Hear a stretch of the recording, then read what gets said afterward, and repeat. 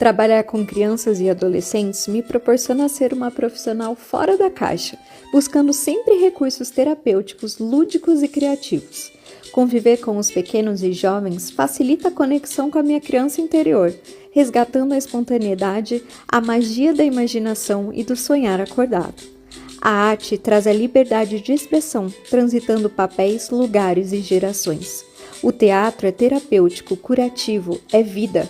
Apresentar para um público tão jovem fez com que cada um de nós do grupo teatral Mácara 50+, sentisse o coração pulsar forte e alegremente.